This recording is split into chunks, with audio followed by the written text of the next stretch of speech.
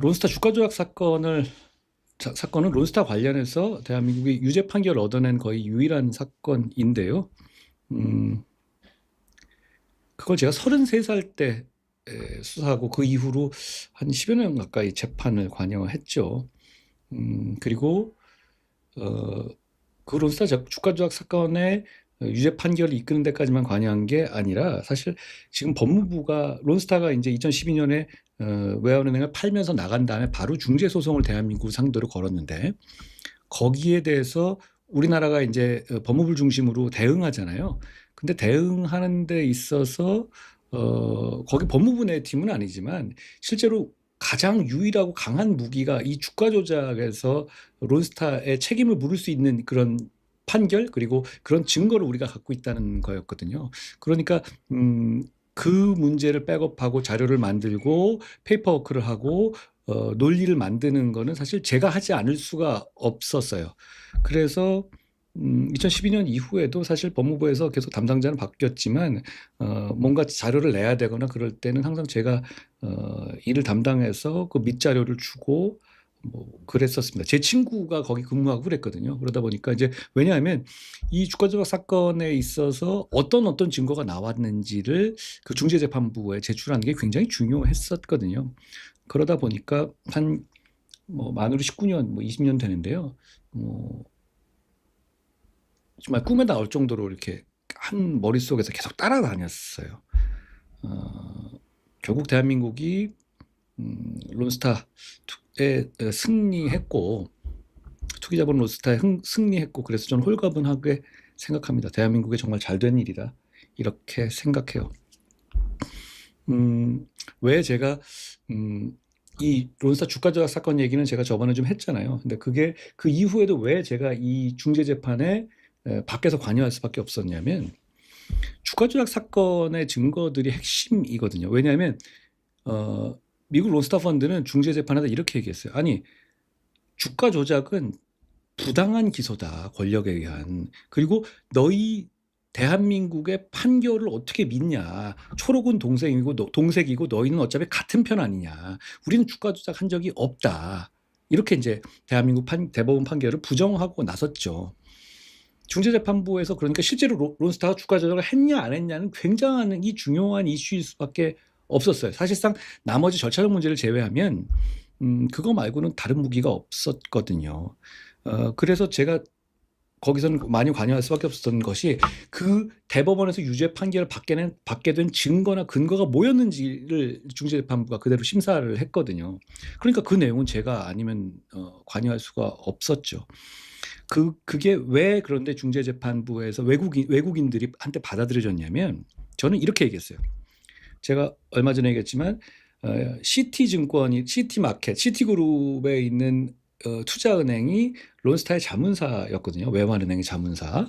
그런데 이 자문사들에 대한 압수수색을 통해서 스모킹건을 제가 발견해냈어요. 자문사 내에서 주고받은 이메일 중에서 capital reduction is off the table. 그게 무슨 뜻이냐면 이 주가 조작은 외환카드를 싸게 인수하기 위해서 외환카드가 실제로 자본 감소를 시킬 생각이 없음에도 불구하고 자본 감소를 시킬 것처럼 뻥을 친 거예요. 근데 뻥을 쳤는지 아닌지 마음이 그냥 처음부터 거짓말한 건지 이러면 죄가 되는 거고 나중에 마음을 바꾸면 그건 죄가 되지 않는 거잖아요. 그러니까 이 증거가 중요했는데 그 스모킹건 그러니까 그 핵심적인 물증을 제가 찾은 거예요. 그게 시티그룹 내부의 그 자문사인 시티그룹 시티마켓증권 이 회사 내에서 주고받았던 이메일 중에서 capital reduction is off the table. 그러니까 그 그건 신경 쓰지 마. 그거는 논외야. 그건 어차피 안 할 거야. 라는 얘기였죠. 그래서 이제 증거를 받은 거예요. 그러니까 이 증거가 왜 중재재판에서 중요한가 하면 대한민국 법원은 못 믿는 건 내가 알겠는데 근데 이거는 시티그룹이 당시에 미국 전체에서 시가총액 최대 그룹이었거든요. 미국의 가장 큰 기업의 내부 서류야. 미국의 서류라고. 너희들 나라. 이렇게 얘기할 수 있잖아요. 그런데다가 제가 조사를 하면서 굉장히 여러 가지 우여곡절이 있었지만 거기 스캇 오라는 이제 미국인 이 담당자하고 파키스탄 출신의 샤리아 치스티라는 몇 분이 핵심 담당자가 있었는데 이분들을 설득해서 결국은 감자는 처음부터 없었던 얘기다. 한마디로 허위, 거짓말한 거다라는 식의 인정을 받았어요. 그리고 그걸 법정에서도 유지시켰거든요. 제가 얼마 전에 뭐 새벽 4시까지 증언했다는 게 바로 그겁니다. 이 재판했다는 게. 그러니까 역시 그 중재재판에다가는 봐라, 이 사람들은 한국 사람 아니야. 미국 시티그룹의 핵심 인사들인데 이 사람들이 주가 조작했다고 하잖아. 이거는 대한민국 법원이 대한민국 권력과 유착되는 이런 얘기까지 갈 필요가 없어. 이 증거 자체가 이런 거야. 라고 사실상 재판을 다시 하는 그런 구도가 됐죠. 그러니까 제가 관여를 오래 할 수밖에 없었습니다. 그러니까 수사와 재판만 한 게 아니라 그 이후에 중재재판 과정에도 제가 어느 정도 관여를 할 수밖에 없었습니다. 그러다가 이제 장관이 된 후에 다시 만나니까 이거는 이런 수사랑 저는 좀 운명 같은 거다라는 생각이 들더라고요. 그쪽에서도 징글징글 했을 거예요. 뭐 수사도 제가 처음 시작한 거고 이걸 계속 들어오다가 나중에 저 30살 먹은 33살 먹은 검사를 대한민국 법무부 장관으로 만나게 된 거잖아요. 뭐 저는 최선을 다했습니다. 그래서 취소 소송을 이 중재재판 받은 날 취소 소송을 할 때도 저는 이건 이긴다는 확신이 있었어요. 근데 그게 이긴다는 확신이 이길 확률이 엄청 높다 이건 아니에요. 우리가 이길 명분이 충분하다 하더라도 세상 일이 그렇지는 않잖아요. 또 중재재판이라는 게 워낙 변수가 많아서 질 가능성도 있었죠. 그리고 졌었을 때 저도 굉장히 심각한 타격을 입었겠죠. 민주당은 이번에 뭐 저 잡아먹으려고 준비하고 있었잖아요. 그러다가 태세 전환해서 자기들 치적이라고 한 게 정말 코미디 같은 일이지만 그렇게 해서 제가 취소 소송을 제기했던 거예요. 그런데 여러분 이것도 있어요. 취소 소송을 제가 법무부 장관 때 제기한다고 했죠. 처음에 2022년 9월 초에 이제 그 발표를 했어요. 그 다음에 실제로는 2023년 거의 1년 지난 다음에 항소 제기를 실제로 했거든요. 취소 소송을 항소라고 할게요. 그게 항소죠. 사실 중재재판 1심이라고 보면. 근데 그걸 실제로 뒤에 1년 가까이 지난 다음에 한 이유는 론스타와 서로 눈치 작전을 하는 거예요. 론스타 측에서도 저희가 하면은 항소 제기할 거 아니에요. 그렇죠? 그런데 이거를 이 사람들 입장에서는 안 하면 안 할 수도 있다. 여러 가지 서로 이 물밑 신경전을 하잖아요. 그리고 저쪽이 먼저 내는 거 보고 내면 좋잖아요. 그러니까 저쪽 카드를 보고 내면 됐잖아요. 그러니까 눈시작전을 계속 그렇지만 너무 늦게 내면 기세상 안 좋고. 그러니까 론스타하고 계속 제가 법무장관이 있는 과정에서 계속 밀당을 한 거예요. 눈치작전하면서. 그러다가 론스타가 거의 동시 얼마 차이 안 나서 항소 제기를 한 겁니다. 론스타가 먼저 내고 그러니까 저희가 끝까지 버티다가 먼저 내게 한 거 하고 제가 접수시켰어요. 그리고 그 사유는 이게 이제 취소 소송 그러니까 항소심은 사실관계를 다투는 내용은 취소 소송을 제기할 수 있는 몇 가지 요건에 없어요. 여기에 해당하는 주장만 할 수 있거든요. 무슨 얘기인지 아시겠죠? 그러니까 그 해당하는 내용이 심각한 절차 위반, 뭐 증거 관련 문제 이런 것들이에요. 그러니까 형식적인 걸로만 실제로는 취소 소송을 제기할 수 있게 돼 있어요. 그런데 실제는 이 형식적인 요건을 제목으로 내세우지만 실제로는 역시 다툼의 내용은 같아요. 과연 한국 정부의 책임을 물을 수 있느냐 이런 문제거든요. 실질이에요. 그러니까 역시 돌고 돌면 제목 자체는 절차 위반이라든가 여러 가지 가지만 실제로는 결국은 이게 주가 조작 때문에 늦어진 거야? 아니면 한국 정부도 좀 늦어지는데 책임이 있는 거야? 이 게임인 거죠. 결국은 그 얘기예요. 그러니까 일각에서 무슨 뭐 벌써 소위 말하는 이 민주당 쪽하고 그리고 친민주당 쪽의 언론들 한마디로 말해서 이 취소 소송을 도시락 싸고서 반대했던 세력들이 또 일각에서 자기 유튜브라든가 자기들 언론에다가 한동훈이 말한 것처럼 주가 조작 때문이 아니라 절차 위반 때문이야라고 주장을 해요. 취소 소송을. 근데 그 얘기는 진짜 무식한 소리거든요. 요건은 당연히 그걸로 갑니다. 제목은. 그리고 제가 법무장관 당시에 항소 제기하면서 낸 보도자료를 보면 당연히 절차 위반 요건으로 주장한 거예요. 당연히 제가. 당연하죠. 그렇지만 그 실질은 역시 그 핵심 결국은 얼마만한 책임을 한국 정부에 물을 수 있느냐? 과연 론스타가 주가 조작한 것 때문에 한국 정부가 늦어지게 된 게 다 맞는 얘기냐? 결국 이 얘기였어요. 그리고 그렇게 인정하게 이 원심 그러니까 1심 중재재판이 한국의 책임을 인정하게 하기 위해서 했던 그 사실관계 인정한 것들 중에 틀린 건 없느냐. 그런데 그 사실관계가 어떻게 틀렸다라고 접근할 수는 없고요. 형식적으로 가야 되니까 그걸 인정하기 위해서 그 원심이 들었던 증거가 절차적으로 문제가 없느냐 이런 걸 따지는 거예요. 이해하시겠죠? 그러니까 절차적 문제만 따진 거다. 아니 그렇지 않죠. 그거는 정말 무식한 소리인데다 악의적인 소리다. 이렇게 말씀 드립니다.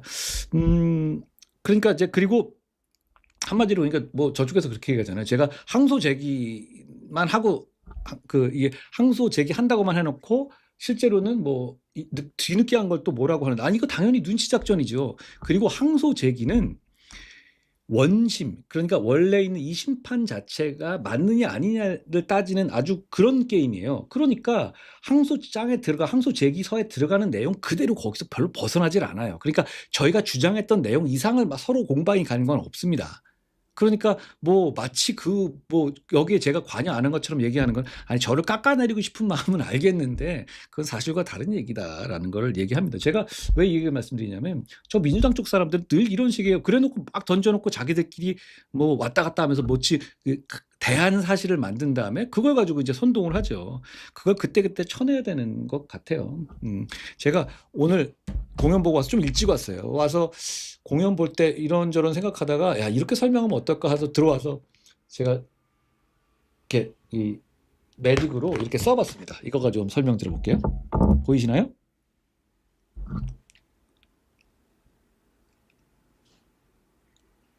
보이시는지 모르겠네. 보이세요?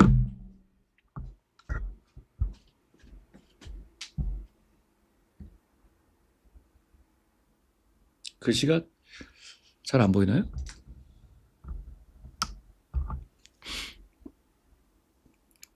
그러니까 중재 결정, 원심하고 취소 소송, 항소심하고 어떤 내용인지 별로 하나도 안 복잡하거든요. 제가 좀 간단히 이렇게 써놓고 설명 드려볼게요. 이 중재 결정, 2022년 8월 31일 날 났던 중재 결정은 뭐냐면 론스타는 대한민국에 7조 원을 내놔라.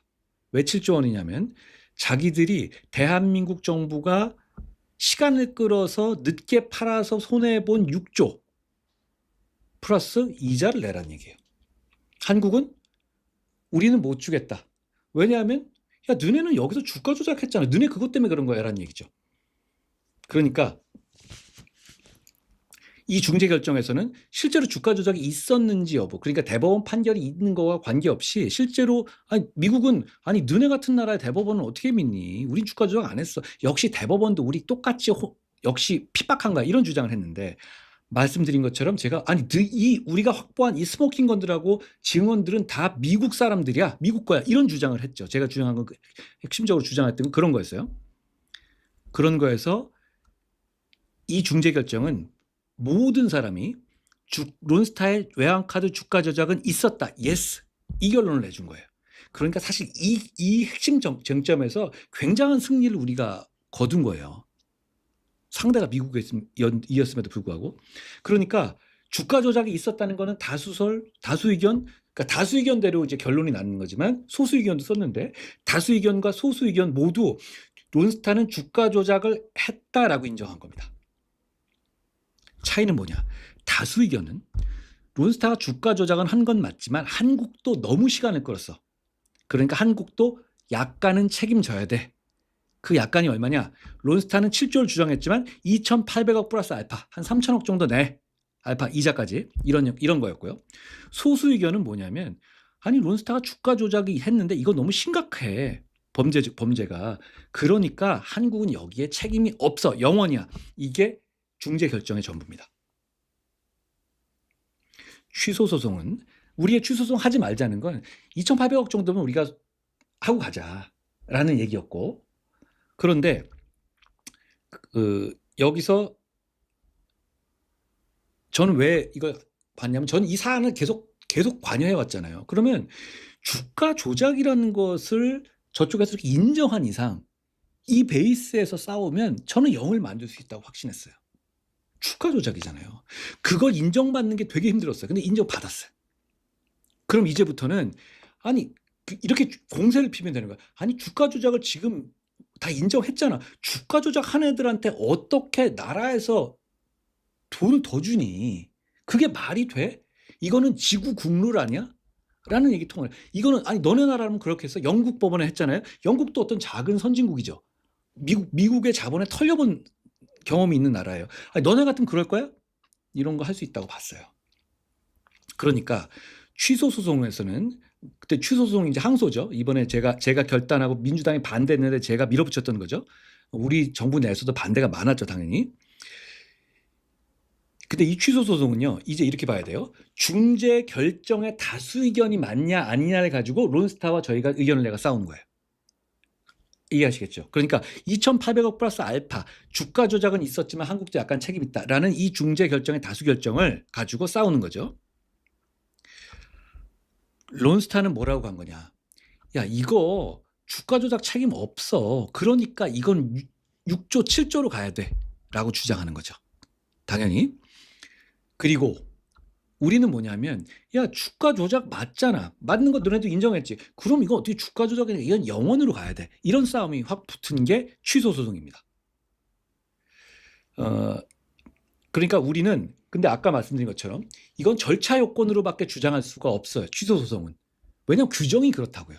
그러니까 사실의 오인이다 이런 거는 여기에 이 카테고라이징에 된 이 취소 소송을 낼 수 있는 요건에 없어요. 그러니까 절차 위반 이런 걸 얘기해야 되는 거예요. 그런데 뒤에 있는 숨어 있는 내용은 뭐라고요? 과연 이 주가 조작한 애들한테 돈 주는 게 맞아? 너네 이거 주가 조작한 애들한테 돈 3천억 4천억 주라고 한 이 결정을 하게 했던 니네가 들었던 근거들이 과연 절차적으로 맞는 근거들이야?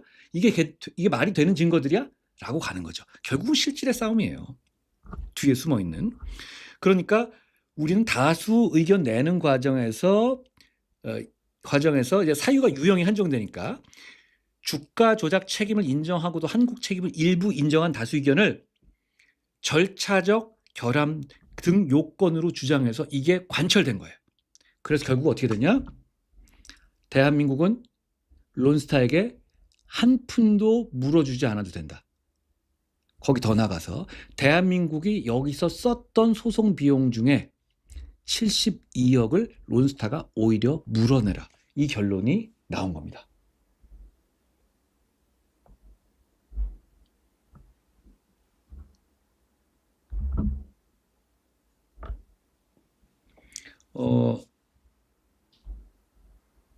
잠시만요. 나는 제가 왜 실시간 채팅이 안 보이나 모르겠네. 잘 보이고 있죠? 잠시만요.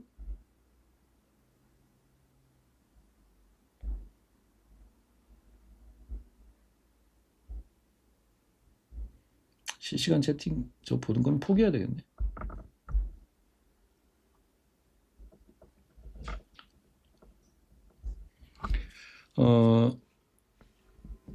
이거 잘 보셨어요? 다시 한번 제가 말씀드리다시피 이런 구조예요. 그러니까 론스타 7조 달러, 한국 빵원 달러.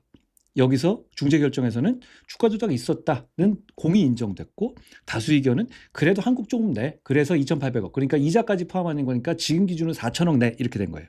소수 의견은 아니야. 한 푼도 내지 마. 주가 조작했으니까. 취소 소송은 뭐냐면 결국 주가 조작이 인정됨에도 불구하고 일부 배상하라고 했던 근거들에 대해서 절차적 결함을 주장해서 까낸 거예요. 그렇지만 결국 이 핵심은 론스타는 주가 조작을 한 집단이기 때문에 여기서 한국에서 한 푼도 받아갈 수 없다라는 그 로직을 유지해낸 게 핵심입니다. 왜냐하면 론스타는 주가 조작을 안 했다. 그러니까 여러분이 좀 오해하시는 게 뭐냐면 이게 취소송했었을 때 우리가 4천억 내는 게 맥시멈 리스크가 아니에요. 7조 원이 맥시멈 리스크입니다. 왜냐하면 론스타는 7조 원을 뒤집으려고 한 거거든요. 그런데 주가 조작에 대한 책임이 부정되면 주가 조작에 대한 그 증거가 부정되면 이건 확 올라가는 거죠. 그런 상황이었다. 라는 말씀드립니다. 그러니까 제가 주가 조작 사건을 수사하고 재판을 받아낸 사람이고 그 중재 재판의 과정에서도 이 문제에 대한 증거를 제기했으니까 당연히 이거는 제가 법무장관으로서뿐 아니라 그 전과 이후까지 계속 핵심적으로 관여해 올 수밖에 없는 상황이었던 거죠. 게다가 그 과정에서 민주당과 뭐 한겨레 신문 등등이죠. 정말 도시락 싸고 방해하고 조롱하고 폄훼했습니다. 그런데 막상 결론이 나고 나니까 그게 갑자기 이재명 정부의 치적이다? 이건 좀 왜냐하면 평가의 문제가 팩트가 다른 문제잖아요. 이 취소 소송의 변론 종결이 완전히 끝난 게 2025년 1월인데 그 이후에 문서 좀 낸 부분이 있지만 그게 이재명 정부랑 무슨 상관이에요. 그런데다가 항소 제기할 때 이미 구체적인 전략이라든가 이런 건 항소잖아요. 원래는 왜 이 쟁점이 나와 있는 상태에 거기 나왔던 얘기는 다 들어갔던 얘기들이다. 이 말씀 드립니다. 이거 이제 치우겠습니다. 이 정도면 그래도 글씨 잘 쓰지 않았나요?